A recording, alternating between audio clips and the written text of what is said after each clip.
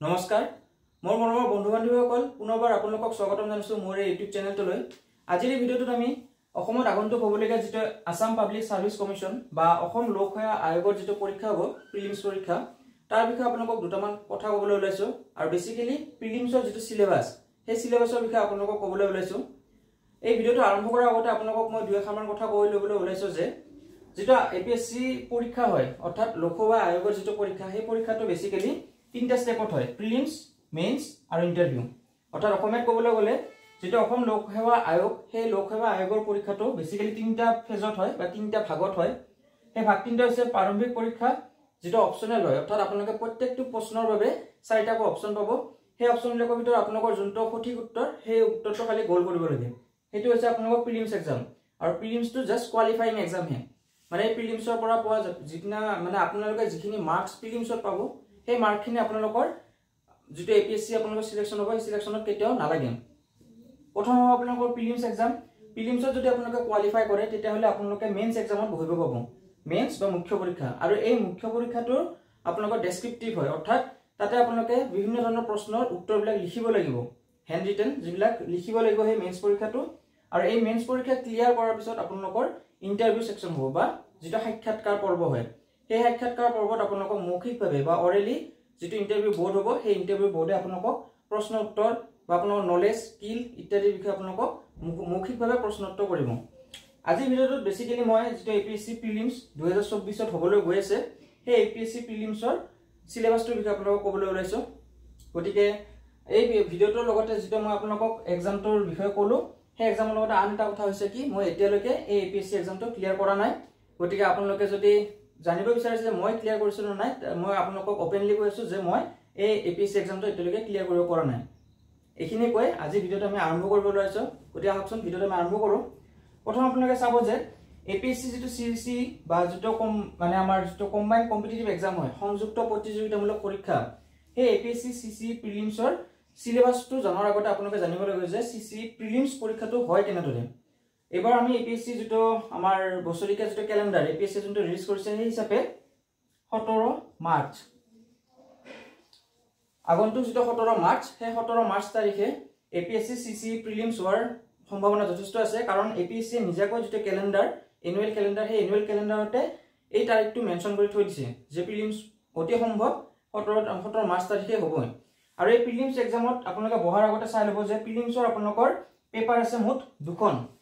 আপোনালোকে 2 ঘণ্টাকে টাইম পাব দুখন পেপাৰৰ বাবে প্ৰিলিমছত মুঠ দুখন পেপাৰ আছে তাৰে প্ৰথম পেপাৰখন হৈছে জিএছ পেপাৰ 1 যত আপোনালোকৰ 100টা কোৱেশ্চন থাকিব মাল্টিপল চইচৰ কোৱেশ্চন 100টা থাকিব আৰু সেই 100টা কোৱেশ্চনৰ লগতে আপোনালোকৰ 4টা অপচন থাকিব আৰু এইটো হ'ব আপোনালোকৰ প্ৰিলিমছ এক্সাম পাস কৰাৰ বেসিক পেপাৰ তাৰ পিছত আপোনালোকৰ জিএছ পেপাৰ 2 থাকিব যেটো সিসেট বুলি কোৱা হয় সিসেট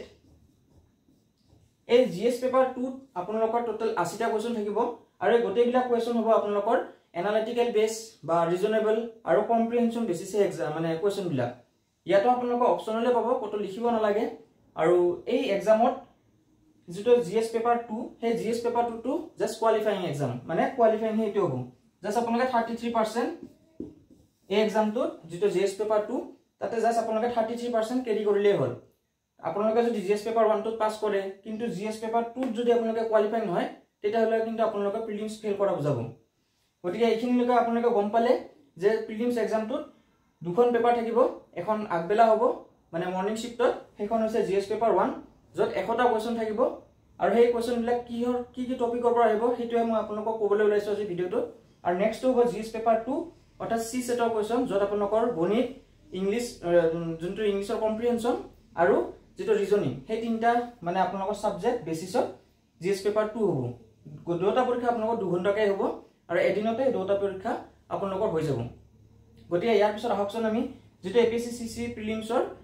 টপিক বিলাক আছে মানে কি টপিকৰ পৰা আপোনালোকৰ বেসিক্যালি কোৱেশ্চন আহিব হেতু লৈ আগৰ বন্ধু বান্ধৱীসকল চাওকচোন যেটো এপিএসসি প্ৰিলিমছৰ সিলেবাস আছে সেই সিলেবাসত মই অলপ আগতে ক'লো আপোনালোকক দুখন পেপাৰ থাকিব জিএছ পেপাৰ 1 আৰু 2 তাৰে যোনটো জিএছ পেপাৰ 1 আছে তাৰে সিলেবাস মাত্ৰ এইখিনি আপোনালোকে ভাবে আচৰিত হ'ব যে সিলেবাসটো যোনটো এপিএসসি প্ৰিলিমছ আছে জাস্ট এইখিনিহে অৰ্থাৎ ইয়াতে আপোনালোকৰ পইণ্ট হিচাপে চালে দেখা পাব জাস্ট 7টা পইণ্ট আছে কিন্তু আপোনালোকে নাভাবিব যে মাত্ৰ এইখিনি পঢ়ি আনো এপিএসসি সিলেবাস বা এপিএসসি যোনটো প্ৰিলিমছ এক্সাম হেতু মানে ক্লিয়াৰ কৰিব পাৰিম এই টপিক বিলাক এটা আছে এটা কিতাপ বুজিছে মানে যোনটো আপোনালোকৰ এটা যদি চাই আপোনালোকে ভাৰতৰ ইতিহাস এটা চাব গলে ভাৰতৰ ইতিহাসৰ আপোনালোকে ইতিহাসৰ ভাগ থাকে তেনেকৈ এই গোটেই বিলাক যেটা আপোনালোকৰ পঞ্চায়তী ৰাজ হওক বা যোনটো বহনক্ষম উন্নয়ন আছে সেই গোটেই বিলাক এটা বহুত ফাষ্ট টপিক হয় আৰু আপোনালোকে সেইভাবে এই যিবিলাক টপিক মই লিখি দিছো মই আপোনালোকক কৈ যাই আছো ভালদৰে পাৰিলে নোট ডাউন কৰি ল'ব আৰু চাই ল'ব যে এই টপিক বিলাকৰ পৰা যিবিলাক কিতাপ আপোনালোকে লাগে সেই কিতাপ বিলাক কোনটো হয় পোনপ্ৰথমে আপোনালোকে চাব জিএস পেপাৰ আমাৰ ফাৰ্ষ্ট টপিকটো আছে ৰাষ্ট্ৰীয় আৰু আন্তঃৰাষ্ট্ৰীয় গুৰুত্বপূৰ্ণ সাম্প্ৰতিক পৰিঘটনা অৰ্থাৎ যিবিলাক নেশ্যনেল বা ইন্টাৰনেশ্যনেল যিবিলাক কাৰেণ্ট এফেয়াৰ্স হৈ আছে বৰ্তমান মানে সাম্প্ৰতিক সময়ত যিবিলাক পৰিঘটনা বা ঘটনা ঘটি আছে অকল আমাৰ অসমতে নহয় বা ভাৰততে নহয় আন্তঃৰাষ্ট্ৰীয় ভিত্তিত যিবিলাক আমাৰ নিউজ বৰ্তমান চলি আছে সেই গোটেইবিলাক নিউজ বা কাৰেণ্ট এফেয়াৰ্স আপোনালোকে এই টপিকটোৰ আন্ডাৰত চাব লাগিব অৰ্থাৎ যিমান বিলাক আপোনালোকৰ কাৰেণ্ট এফেয়াৰ্সৰ টপিক যিমান স্কিম হওক বা ইন্টাৰনেশ্যনেল ৰিলেচন যিবিলাক আছে সেই গোটেইবিলাক আপোনালোকে এই পেপাৰৰ যোনটো ফাৰ্ষ্ট টপিক সেই টপিকটো আপোনালোকে চাব লাগিব আৰু এপিএসসি ক্লিয়াৰ কৰিবলৈ আপোনালোকৰ গোটেইবিলাক টপিকৰ থুলমূল নহয় জাস্ট সেই টপিক বিলাকৰ লগত কাৰেণ্টৰ যিবিলাক ৰিলেচন সেই ৰিলেচন বিলাকো চাব লাগিব অকল যে টপিকটো বা আমাৰ ভাৰতীয় ইতিহাসটো চাই থলে নহব যে তাজমহল কোনে নিৰ্মাণ কৰিছিল তাজমহলৰ এতিয়াৰ দিনত কি বিশেষত্ব আছে বা তাজমহলৰ লগত জড়িত এতিয়াৰ কি নিউজ সেইখিনি নিউজ আপোনালোকে পাৰিলে নোট ডাউন কৰি ল'ব আৰু বস্তুবিলাক জাস্ট কাণত হেডফোন লগাই চাই থাকিলে নহব আপোনালোকে বস্তুবিলাক পাৰিলে নোট ডাউন কৰি ল'ব যাতে ভৱিষ্যতে সেই বস্তুটো আপোনালোকে বহিখন চাই ৰিভাইজ কৰিব পাৰে এটো মোৰ লগতে আমাৰ বহুতৰ আমাৰ লগবিলাকৰ বহুতৰ এটা নিয়ম যে কি জাস্ট ভিডিওতে একবাৰ চাই লোৱাৰ পিছত যিখিনি মন থাকিল কিন্তু আপুনি নিজেই চাব যে সেই ভিডিওটো আপুনি নেক্সট টাইম কেতিয়াও নাচায় কিন্তু আপুনি যদি নোট ডাউন কৰি লয় তেতিয়াহ'লে আপোনালোকে যেতিয়া পৰীক্ষাত বস্তু মানে প্ৰিপেয়াৰ কৰিব পৰীক্ষাৰ বহিখন চাই তেতিয়া আপোনালোকৰ সেই বস্তুবিলাক আৰু ৰিকল হ'ব তেতিয়া আপোনালোকৰ বহুত সুবিধা হ'ব নেক্সট 2 নম্বৰ টপিকটো আছে ভাৰতৰ ইতিহাস আৰু ভাৰতীয় জাতীয় আন্দোলন ইয়াতে আপোনালোকে ইণ্ডিয়ান হিষ্ট্ৰীৰ বিষয়ে চাব লাগিব আৰু ইণ্ডিয়ান হিষ্ট্ৰীত আপোনালোকে বেসিক্যালি তিনটা ভাগ পাব যোনটো আমাৰ এনশিয়েন্ট ইণ্ডিয়া মেডিভেল ইণ্ডিয়া আৰু মডাৰ্ণ ইণ্ডিয়া অৰ্থাৎ প্ৰাগৈতিহাসিক ভাৰত মধ্যযুগৰ ভাৰত আৰু যেটো আমাৰ বৰ্তমানৰ যেটো মানে আপোনালোকৰ ইতিহাসৰ লগত জড়িত যেটো মডাৰ্ণ ইণ্ডিয়া অৰ্থাৎ আধুনিক ভাৰত সেই আধুনিক ভাৰতৰ লগতে যেটো ভাৰতৰ জাতীয় আন্দোলন মোস্ট ইম্পৰ্টেন্ট হৈছে ভাৰতৰ জাতীয় আন্দোলন টপিকটো অৰ্থাৎ ভাৰতৰ জাতীয় আন্দোলন মানে কি স্বাধীনতা আন্দোলন আমাৰ ভাৰতবৰ্ষ কেনেদৰে স্বাধীন হল কি আন্দোলন হল কোন সেই আন্দোলনকাৰীসকলৰ লগত জড়িত সেই গোটেইবিলাক আপোনালোকে ভাৰতীয় জাতীয় আন্দোলন নামৰ টপিকটোত পাব আৰু এইটো হৈছে আমাৰ এপিএসসি পৰীক্ষাত আটাইতকৈ বেছি ওয়েটেজ দিয়া সাবজেক্ট অৰ্থাৎ ভাৰতীয় ইতিহাস আৰু ভাৰতীয় ইতিহাসৰ লগতে ইয়াতে এই গোটেইবিলাকৰ লগত আপোনালোকৰ অসম বস্তুটো জড়িত হৈ থাকিব এনেকৈ নাভাবিব যে গোটেইবিলাক ইণ্ডিয়া বেচিছে এটা বস্তু মনত ৰাখিব যেটো মই আপোনালোকক এই সিলেবাসটো লিখি দিছো এই গোটেই সিলেবাসটোৱে ইউপিএসসি প্ৰিলিমছৰ সিলেবাস এটো আপোনালোকে ভালদৰে শুনি ল'ব যে যিখিনি মই আপোনালোকক লিখি দিছো সেম সিলেবাস ইউপিএসসি প্ৰিলিমছৰ হয় জাস্ট এপিএসসি প্ৰিলিমছৰ আপোনালোকৰ চাব লগা মেইন কথাটো হ'ল কি এই গোটেইবিলাক টপিক আপোনালোকে নেশ্যনেল ইন্টাৰনেশ্যনেল চোৱাৰ লগতে অসমৰ লগত ৰিলেট কৰি চাব যেনেদৰে মই ক'লো ভাৰতৰ ইতিহাস এটা ক'ল আপোনালোকে ভাৰতৰ ইতিহাসটোৰ লগতে আমাৰ অসমৰ ইতিহাসটো চাই যাব ভালদৰে ঠিক তেনেদৰে ভাৰতীয় জাতীয় আন্দোলনৰ সময়ত আমাৰ অসমৰ কি ভূমিকা আছিল অসমৰ কি লিডাৰ আছিল বা অসমত কোন সেই স্বদেশী আন্দোলনত অংশগ্ৰহণ কৰিছিল শহীদ হৈছিল সেই আন্দোলনকাৰীসকলৰ বিষয়ে আপোনালোকে এই টপিকটোত ভালদৰে চাই ল'ব নেক্সট 3 নম্বৰ আছে ভাৰত আৰু বিশ্বৰ ভূগোল ইয়াতে ভাৰত আৰু বিশ্বৰ ভূগোল মই অলপতে ক'লো যেনেদৰে ভাৰত আৰু বিশ্বৰ ভূগোলৰ লগতে আপোনালোকে যেটো অসমৰ ভূগোল আছে সেই অসমৰ ভূগোলো প্ৰায় সমান্তৰালভাৱে প্ৰিপেয়াৰ কৰি ল'ব আৰু বিশ্বৰ আৰু ভাৰতৰ ভূগোলৰ লগতে আপোনালোকৰ ভৌতিক সামাজিক আৰু অৰ্থনৈতিক ভূগোল যোনটো আছে মানে যোনটো ফিজিক্যাল আৰু সোশিয়োলজিক্যাল যোনটো জিওগ্ৰাফি সেই ফিজিক্যাল জিওগ্ৰাফিৰ বিষয়ে আপোনালোকৰ ভালদৰে চাই ল'ব যিবিলাক কিতাপ আছে জিওগ্ৰাফিৰ যিবিলাক কিতাপ হয় ক্লাস 6 to 12 ৰ যিবিলাক কিতাপ হয় আমাৰ এছামিজ বা ইংলিশ বহুত মিডিয়ামৰ আগতে সমাজ বিজ্ঞান কিতাপ বিলাকৰ পৰা আপোনালোকে প্ৰিপেয়াৰ কৰা আৰম্ভ কৰক সেই টপিক বিলাক আপোনালোকে ভূগোল হওক পলিটি হওক বা ইতিহাস হওক সমাজ বিজ্ঞানৰ কিতাপ বিলাকত অতি ভালদৰে আৰু সৰু ভাষাত লিখা থাকে তো আপোনালোকে তাৰে পৰা আপোনালোকৰ বেসিকখিনি ক্লিয়াৰ কৰা আৰম্ভ কৰক নেক্সট 4 নম্বৰ আছে ভাৰতীয় ৰাজনীতি বা ইণ্ডিয়ান পলিটি যোনটো ইণ্ডিয়ান পলিটিৰ বিষয়ে আপোনালোকে এখন ভাল কিতাপ হৈছে এম লক্ষ্মীকান্তৰ কিতাপখন গতিকে আপোনালোকে সেই ইণ্ডিয়ান পলিটি যোনটো আপোনালোকৰ সিলেবাসৰ টপিক সেই গোটেইবিলাক টপিক আপোনালোকে ইণ্ডিয়ান পলিটি বা এম লক্ষ্মীকান্ত সেই কিতাপখনত পাই যাব ভাৰতীয় ৰাজনীতিৰ লগতে ভাৰতীয় যোনটো ৰাজনীতিৰ শাসন ব্যৱস্থা অৰ্থাৎ গভৰ্নেন্স সেই গভৰ্নেন্স চেপ্টাৰটো আপোনালোকে ইয়াতে পাবই নেক্সট আছে সংবিধান যোনটো কনস্টিটিউশন আৰু আপোনালোকক যে ক'লো মই ভাৰতৰ ইতিহাস সেই ভাৰতৰ ইতিহাসৰ লগতে ভাৰতৰ ৰাজনীতি এই দুটা বহুত ইম্পৰ্টেন্ট টপিক এই সিভিল সাৰ্ভিস এক্সামৰ মই অকল এপিএসসি কথা কোৱা নাই ইউপিএসসি ৰ সিভিল সাৰ্ভিস এক্সামৰ কাৰণে ভাৰতৰ ইতিহাস আৰু ভাৰতৰ ৰাজনীতি এই দুটা টপিক আপোনালোকে ভালদৰে প্ৰিপেয়াৰ কৰিব লাগিব যিমান পাৰে ৰিভাইজ কৰা আৰম্ভ কৰক এই টপিক বিলাক কনস্টিটিউশনৰ বিষয়ে চাব নেক্সট আছে ৰাজনৈতিক ব্যৱস্থা মানে কি ৰাজনৈতিক ব্যৱস্থাৰ দ্বাৰা আমাৰ ভাৰতবৰ্ষ আৰু ভাৰতবৰ্ষৰ বিভিন্ন ৰাজ্যবিলাক শাসন কৰা হয় সেই ৰাজনৈতিক ব্যৱস্থাৰ বিষয়ে চাব। পঞ্চায়তী ৰাজ ব্যৱস্থা ভাৰতত কেতিয়া প্ৰথম পঞ্চায়তী ৰাজ ব্যৱস্থা আহিছিল, পঞ্চায়তী ৰাজ ব্যৱস্থা কিহৰ কাৰণে আহিছে, কোনটো আৰ্টিকেল ৰিলেটেড হয়, সেই গোটেইবিলাক আপোনালোকে পঞ্চায়তী ৰাজ ব্যৱস্থাৰ মানে ভিডিঅ'ত চাই ল'ব। যিবিলাক ৰাজহুৱা নীতি আছে, ৰাজহুৱা নীতি মানে হৈছে চৰকাৰে কিছুমান নীতি সমূহিক যিবিলাক আমাৰ সমূহিক আমাৰ স্বাৰ্থ বা সমূহীয়া স্বাৰ্থৰ বাবে বা সমাজ এখন উন্নতি কৰাৰ বাবে আমাৰ ৰাজহুৱা কিছুমান নীতি মানে পদক্ষেপ বলবৎ কৰে, সেই নীতিবিলাক চাব। নেক্সট আছে অধিকাৰৰ বিষয়, অৰ্থাৎ ভাৰতৰ ৰাজনীতিৰ যিটো সংবিধান আছে সেই সংবিধানত আপোনালোকৰ অধিকাৰৰ বিষয় লিখা আছে। কিছুমান আপোনালোকৰ মুঠ 6 প্ৰকাৰৰ মৌলিক অধিকাৰ আছে, সেইটো আপোনালোকে জানে। সেই 6 প্ৰকাৰৰ অধিকাৰৰ বিষয়ে ভালদৰে চাই ল'ব। আৰু সেই অধিকাৰ মই এইখিনি যিখিনি পৰ্চন, এই পৰ্চনখিনি যোনটো ইণ্ডিয়ান পলিটি আৰু গভৰ্নেন্সৰ লগত ৰিলেটেড, সেই গোটেই পৰ্চন আপোনালোকে এম লক্ষ্মীনাথৰ কিতাপখনত অতি ভালদৰে পাব। চিম্পল লেংগুৱেজত কিতাপখন জাষ্ট অলপমান মোটা হয়, সেই কিতাপখন আপোনালোকে যিমান পাৰে সোনকালে ক্লিয়াৰ কৰিব লাগিব। আৰু এই এক্সামটো মই অলপ আগতে ক'লোৱে 17 মাৰ্চ তাৰিখে আছে। আপোনালোকৰ যদি এতিয়াৰ পৰা যদি আপোনালোকে চাই তেতিয়াহ'লে বৰ বেছি আপোনালোকৰ 45 দিন সময় আছে, 45ৰ পৰা 50 দিন। গতিকে আপোনালোকৰ বেছি সময় নাই, কিন্তু এনেকুৱা নহয় যে এই চিলেবাছখন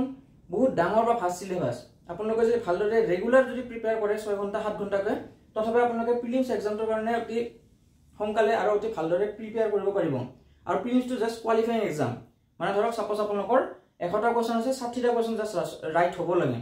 তাৰপিছত আপোনালোকৰ মেইনছৰ চিলেবাছ আহিব। আৰু যদি এই ভিডিঅ'টো আপোনালোকে এতিয়ালৈ চাই আছে তেন্তে নিশ্চয় আপোনালোকে এই ভিডিঅ'টোৰ পৰা কিছুমান বস্তু হ'লে শিকিব পাৰিছে। আৰু যদি পাৰিছে তেতিয়াহ'লে প্লিজ ভিডিঅ'টো লাইক আৰু শ্বেয়াৰ কৰি দিব। আৰু যদি আপোনালোকে এই ভিডিঅ'টো মানে ভাল লাগে তেন্তে মই নিশ্চয় এই ভিডিঅ'টো যোনটো নেক্সট পাৰ্ট হ'ব, মানে আমাৰ APSC মেইনছৰ চিলেবাছ, সেই চিলেবাছটো আপোনালোকৰ আপডেট কৰিয়ে দিম, আপলোড কৰিমে, তাতো চাব পাৰিব। গতিকে আহকচোন ইয়াৰ পিছত নেক্সটখিনি আমি চাওঁ। 5 নম্বৰ আছে অৰ্থনৈতিক আৰু সামাজিক উন্নয়ন। ইয়াতে আপোনালোকৰ ইকনমিক্সৰ বিষয়ে আহিব। ইকনমিক্সৰ যিবিলাক টপিক, বেছিক টপিক আছে, GDP, GNP, NNP, central bank বা ষ্টেট বেংক, সেইবিলাকৰ বিষয়ে বেছিকেলি আহিব ইকনমিক্সৰ যিবিলাক ৰিলেটেড টপিক। আৰু যিবিলাক আমাৰ অৰ্থনৈতিক উন্নয়ন আছে, অৰ্থনৈতিক আৰু সামাজিক উন্নয়ন, অৰ্থাৎ যিবিলাক টপিক আপোনালোকৰ সমূহীয়া উন্নয়ন, সামাজিক আৰু অৰ্থনৈতিক ক্ষেত্ৰত যিবিলাক মুদ্ৰাস্ফীতি হওক বা ইনফ্লেশ্যন ডিফ্লেশ্যন সেইবিলাক যে আছে, সেইবিলাকৰ বিষয়ে আপোনালোকে এই অৰ্থনৈতিক চেপ্টাৰটোত ভালদৰে চাই ল'ব পাৰিব। অৰ্থনীতি যিবিলাক আপোনালোকৰ কিতাপ আছে সেই কিতাপবিলাক। আৰু এটা কথা মনত ৰাখিব যে এইবিলাক টপিকৰ পৰা যিবিলাক কুৱেশ্যন আহে তাতকৈ মেক্সিমাম কুৱেশ্যন আপোনালোকৰ কাৰেণ্ট এফেয়াৰ্ছৰ লগত ৰিলেটেড আহিব। মানে কাৰেণ্ট এফেয়াৰ্ছত ক'ত কি সাম্প্ৰতিক পৰিঘটনা ঘটি আছে সেই বস্তুবিলাক ইতিহাস, ৰাজনীতি আৰু অৰ্থনীতিৰ লগত মিলাইহে সুধিব। এনেকুৱা নহয় যে ডাইৰেক্টলি ইতিহাসৰ পৰা ডাইৰেক্টলি ইকনমিক্সৰ পৰাই আহি আছে, সেনেকুৱা নহয়। আপোনালোকৰ গোটেইবিলাক টপিক কাৰেণ্টৰ লগত ৰিলেটেড কৰি আহি থাকিব। কোনটো স্কিম কিহৰ লগত জড়িত, কিয় দিছে, এই স্কিমটোৰ পৰা অৰ্থনীতিক কি লাভ হ'ব, সেইবিলাক বস্তু আপোনালোকে ভালদৰে চাই ল'ব। নেক্সট আছে সাষ্টেইনেবল ডেভেলপমেণ্ট, যাক বহনক্ষম উন্নয়ন বুলিও কোৱা হয়। অৰ্থাৎ বৰ্তমানৰ ডেভেলপমেণ্ট আমি কেনেদৰে কৰিব লাগিব যাতে ভৱিষ্যতৰ যিটো ডেভেলপমেণ্ট সেইটো যাতে বন্ধ হৈ নাযায়, সেইটোৰ বিষয়ে আপোনালোকে বহনক্ষম উন্নয়নত পাব। আমাৰ 17টা সাষ্টেইনেবল ডেভেলপমেণ্ট গ'ল আছে ইউনাইটেড নেশ্যনৰ, সেইবিলাকৰ বিষয়ে ভালদৰে চাব। নেক্সট আছে দৰিদ্ৰতা, অৰ্থাৎ সমাজত কিহৰ কাৰণে দৰিদ্ৰতা হয়, দৰিদ্ৰতা যদি সীমাৰেখা পভাৰ্টি লাইন, তাৰ বিষয়ে ভালদৰে চাব। কোনটো কাণ্ট্ৰি বা আমাৰ ভাৰতৰ কোনটো ষ্টেট কিমান দৰিদ্ৰতা সীমাৰেখাৰ তলত আছে, কিমান নাই, সেইবিলাক ৰেচিঅ'বিলাক চাই ল'ব ভালদৰে। অন্তৰ্ভুক্তি, জনগাঁথনি আৰু সামাজিক খণ্ডৰ পদক্ষেপ, অৰ্থাৎ যিটো আমাৰ জনসংখ্যাৰ অন্তৰ্গাঁথনি আৰু যিবিলাক আমাৰ ইনফ্ৰাষ্ট্ৰাকচাৰেল ডেভেলপমেণ্ট প্ৰজেক্ট, সেইবিলাকৰ বিষয়ে এই টপিকবিলাক ভালদৰে চাব। গোটেইবিলাক টপিক আপোনাৰ ইকনমিক্সৰ লগত ৰিলেটেড হয়। আৰু আপোনালোকে যিবিলাক APSC মানে যোৱা বছৰবিলাকৰ প্ৰশ্ন উত্তৰ তাতে আপোনাৰ চালে দেখা পাব যে তাতে বহুতবিলাক প্ৰশ্ন এই কাৰেণ্ট এফেয়াৰ্ছৰ লগত ইকনমিক্সৰ লগত ৰিলেট কৰিয়ে সুধি আছে, ইকনমিক্স আৰু পলিটিকেল বেচিছত। 6 নম্বৰ প্ৰশ্ন আছে পৰিৱেশ বিজ্ঞান, যোনটো আমাৰ সাধাৰণ পৰিৱেশ বিজ্ঞান হয়। ইক'লজি, ইক'চিষ্টেম বা আমাৰ যিবিলাক পৰিৱেশ সংক্ৰান্তীয় যিবিলাক ৰেড ডাটা বুক হয় বা আপোনাৰ এক্সটিং স্পেচিছ, সেইবিলাক এণ্ডেঞ্জাৰ্ড স্পেচিছ, সেইবিলাক আপুনি পৰিৱেশ বিজ্ঞান চেপ্টাৰটোত চালে পাই যাব। নেক্সট আছে জৈৱ বৈচিত্ৰ্য, মানে যোনটো আমাৰ জৈৱ বৈচিত্ৰ্য মানে এখন ঠাইত কেনেদৰে কি জীৱ জন্তু একেলগে বসবাস কৰে, কেনেকুৱা টাইপৰ জীৱ জন্তু একেলগে সহবাস কৰিব পাৰে, সেইবিলাকৰ বিষয়ে চাব। আৰু জলবায়ু পৰিৱৰ্তনৰ ওপৰত সাধাৰণ জ্ঞান, মানে কিছুমান ঠাইত জলবায়ুৰ লগত কিয় নিমিলে, কি মানে পৰিঘটনা হয়, জলবায়ুৰ পৰিঘটনা কি আছে, বতাহ, বৰষুণ, ৰ'দ, ধুমুহা ইত্যাদি ক্ষেত্ৰত এইবিলাক ভালদৰে চাব। আৰু এটা বস্তু ভালদৰে চাই ল'ব, ইয়াতে কি লিখি দিছে, বিশেষজ্ঞতাৰ প্ৰয়োজন নাই। অৰ্থাৎ আপোনালোকে এই যিবিলাক টপিক মই অলপ আগতে ক'লো সেই টপিকবিলাকত PhD কৰিব নালাগে, মানে আপোনালোকে একদম সুমি তাতে সাঁতুৰিব নালাগে। আপোনালোকে জাষ্ট তাৰে যিবিলাক বেছিক কনচেপ্টবিলাক ক্লিয়াৰ কৰক। এনেকুৱা নহয় যে এই গোটেইবিলাক টপিক চালে আপোনালোকে বেছিভাগ দেখা পাব গোটেইবিলাক এটা হিউমেনিটিজ ছাবজেক্ট, অৰ্থাৎ আৰ্টছৰ ছাবজেক্ট হয়। কিন্তু আপোনালোকে এপিএসসি বা ইউপিএসসি পাছ কৰা ম্যাক্সিমাম আপোনালোকে ইউপিএসসি পাছ কৰা ম্যাক্সিমাম আইআইটিএন হয় আইআইটিএন বিলাকে এনেকুৱা সাবজেক্ট কৰিও এপিএসসি বা ইউপিএসসি ক্লিয়াৰ কৰে সিহঁতে আপোনালোকে নিজে চালে গম পাব যে সিহঁতে হল সায়েন্স ব্যাকগ্ৰাউণ্ডৰ কিন্তু এইবিলাক টপিক সিহঁতে চাই ক্লিয়াৰ কৰি এক্সাম চাকৰি কৰি আছে বৰ্তমান মানে একজন বিষয়া হৈয়ে আছে গতিকে এনেকুৱা নহয় যে আপুনি ধৰক আৰ্টছৰ হৈও যে আপুনি এইবিলাক সাবজেক্ট পাৰিব বা সায়েন্সৰ হৈও যে নোৱাৰিব হেনেকুৱা কোনো কথা নাই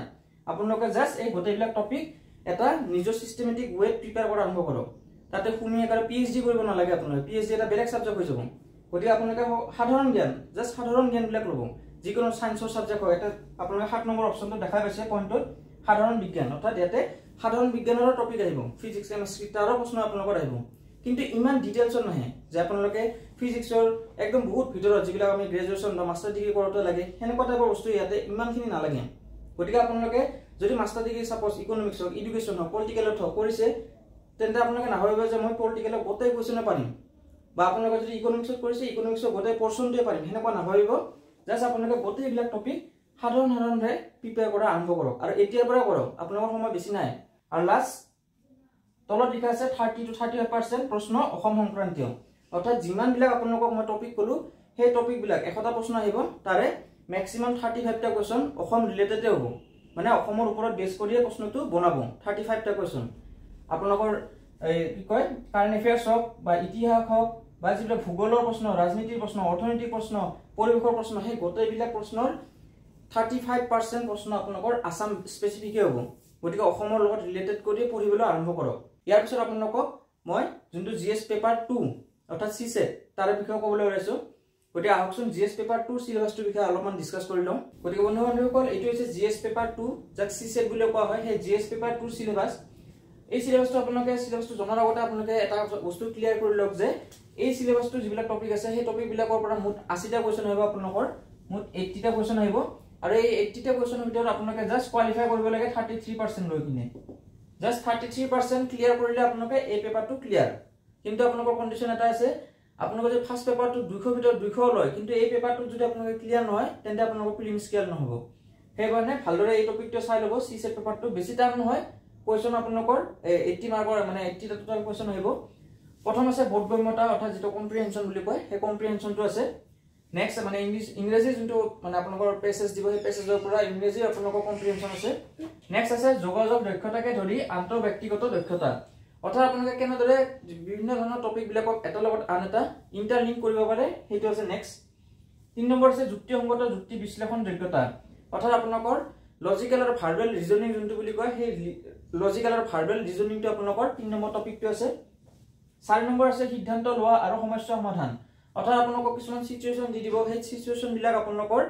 তাৰ লগত ৰিলেটেড কিছুমান প্ৰশ্ন দিব সেই প্ৰশ্নবিলাকৰ আপোনালোকৰ কিছুমান সিদ্ধান্ত লোৱা আৰু সমস্যা সমাধান কৰা টাইপৰ টপিকৰ প্ৰশ্ন আহিব আপোনালোকে যদি ভালদৰে সেই সিসেটৰ পেপাৰটোৰ এই প্ৰশ্নবিলাক কৰিব পাৰে অতি সহজ আৰু তো সোনকালে আপোনালোকে শিকিব পাৰিব বহুতে কি কৰে জিএস পেপাৰটোক ইমান ফোকাস কৰে কিন্তু যোনটা সিসেটৰ পেপাৰ কোৱালিফাই হেতুত অকমান মানে ফোকাস নকৰে যাৰ কাৰণে কি হয় আগবেলা যোনটো পৰীক্ষা হয় মৰ্নিং শিফটত সেই পৰীক্ষাটোত হিহঁতে প্ৰায় 100টা কোৱেশ্যনৰ 80-85 কোৱেশ্যন হিহঁতে কৰিবলৈ সক্ষম হয় কিন্তু যোনটো সিসেট পেপাৰ মানে নেক্সট পিছবেলা বা ইভিনিং শিফটৰ যোনটো এক্সাম তাতে হিহঁতে বেসিক কোৱেশ্যন বিলাকে কৰিব নোৱাৰে গতিকে আপোনালোকে এটা ফ্লেক্সিবল হৈ থাকক ফ্লেক্সিবল মানে কি আপোনালোকে দুখন পেপাৰে সমানভাৱে লৈ যোৱাৰ চেষ্টা কৰক এনেকুৱা নহয় যে ইখন পেপাৰ আপোনালোকে একেবাৰে ইগনোৰ কৰিব ইগনোৰ নকৰিব ইগনোৰ কৰিলে আপোনালোকৰ বহুত মানে লছ হ'ব আপোনালোকৰ নিজৰে কাৰণ ইটো পেপাৰ হৈছে জাস্ট কোৱালিফাইং কিন্তু কোৱালিফাই নহলে আপোনালোকৰ প্ৰিলিমছ এক্সামে কোৱালিফাই নহব নেক্সট আছে আপোনাৰ 5 নম্বৰ সাধাৰণ মানসিক ক্ষমতা অৰ্থাৎ আপোনালোকক কিছুমান যুক্তিগতভাৱে কিছুমান আপোনালোকৰ লজিক্যাল ৰিজনিং দি দিব সেই ৰিজনিং বিলাকৰ আপোনালোকৰ মেন্টেল এবিলিটিটো টেষ্ট কৰা হ'ব মেন্টেল এবিলিটি মানে আপোনালোকৰ ধৰক সাপোজ কিছুমান আপোনালোকৰ কন্ডিশন দিল সমস্যা দিল বা কিছুমান আপোনালোকৰ সংখ্যা দিল সেই সংখ্যাবিলাকৰ পৰা আপোনালোকে কেনেদৰে মানে নিৰ্ণয় ল'ব পাৰি আছে সেই বস্তুটো আপোনালোকৰ মানসিক ক্ষমতাত আহিব নেক্সট আছে মূল সংখ্যা বা নাম্বাৰ সিস্টেমৰ আপোনালোকে কিছুমান গণিত এটা বেসিক গণিত কিছুমান আহিব সেই গণিতবিলাক আপোনালোকে সলভ কৰিব লাগিব বেসিক আৰু গোটেইবিলাক গণিত আপোনালোকৰ দশম শ্ৰেণীৰ বাবে স্তৰৰ অৰ্থাৎ ক্লাস 10 লেভেলৰে যিবিলাক আপোনালোকক ইংলিশ বা ম্যাথছ দিব লজিক্যাল ৰিজনিং দিব সেই গোটেইবিলাক ক্লাস 10 লেভেলৰে হ'ব এটা আপোনালোকৰ বাবে এটা ভাল প্লাস পইণ্ট কাৰণ ইমান হাই লেভেল হাই প্ৰফিচিয়েন্সি ম্যাথছৰ একো নাহে জাস্ট আপোনালোকক ক্লাস 10 লেভেলৰ বস্তুবিলাক দিব নেক্সট আছে তথ্যৰ ব্যাখ্যা চাৰ্ট গ্ৰাফ টেবুল তথ্যৰ পৰ্যাপ্ততা অৰ্থাৎ আপোনালোকক কিছুমান ডায়াগ্ৰাম দি দিব ভেন ডায়াগ্ৰাম হওক বা আপোনালোকক কিছুমান পাই ডায়াগ্ৰাম হওক সেই ডায়াগ্ৰামবিলাক দিব, কিছুমান টেবুল দিব, দণ্ডচিত্ৰ যিবিলাকক কয় সেইবিলাক দিব, তাৰে পৰা আপোনালোকক কিছুমান মেথছ সলভ কৰিব দিব। গতিকে এই যিবিলাক টপিক আছে সেই গোটেইবিলাক টপিক অতি বেছিক টপিক হয়, কিন্তু আপোনালোকে ইয়াক অলপমান ইগনোৰ নকৰিব। আগত বাৰে বাৰে কৈ আছো আপোনালোকক ইগনোৰ নকৰিব। জাষ্ট আপোনালোকে যদি 80% আপোনালোকে জিএছ পেপাৰ 1 দি আছে 20% ইয়াতে দিয়ক, লাহে লাহে লাহে প্ৰিপেয়াৰ কৰি যাই থাকক। কাৰণ প্ৰিলিমছত জিএছএ হওক বা ইটোৱে হওক দুটাৰ মাৰ্ক আপোনালোকৰ ক্লিয়াৰ, মানে যিটো এপিএছচি চাকৰি আপোনালোকে পাব তাতে যোগ নহয়, কিন্তু আটাইতকৈ বেছিকটো হ'ল ইটো। আপোনালোকে যদি ইটোৱে ক্লিয়াৰ নকৰে মেইনছত লিখি কিনে ক'ত লিখিব ক'ত? আপোনাৰ ধৰক মেইনছৰ কাৰণে প্ৰিপেয়াৰ কৰি আছে, প্ৰিলিমছৰ বিষয়ে চাৱাই নাই, তেন্তে আপোনালোকে মেইনছ পৰীক্ষা দিব পাব জানো? সেইকাৰণে প্ৰিলিমছৰ বিষয়ে ভালদৰে চাই লওক। যিবিলাক আপোনালোকৰ টপিক আপোনালোকক ক'লো, টপিকবিলাক আপোনালোকে নেটত চাৰ্চ কৰিব, কিতাপ আছে এপিএছচি যিবিলাক কিতাপ হয়, এপিএছচি টাইপৰ কিতাপবিলাক আপোনালোকে গুগলত চালে বা এপিএছচি অফিচিয়েল ৱেবছাইটত চালে আপোনালোকে পাই যাব। টপিকবিলাক চাওক আৰু এতিয়াৰ পৰা ভালদৰে পঢ়া আৰম্ভ কৰক। গতিকে বন্ধুসকল, আজিৰ এই ভিডিঅ'টোত মই আপোনালোকক এইখিনিয়ে ক'ব বিচাৰিছিলোঁ। অতি সোনকালে আপোনালোকক লগ পাম মোৰ নেক্সট ভিডিঅ'লৈ। তেতিয়ালৈ ধন্যবাদ।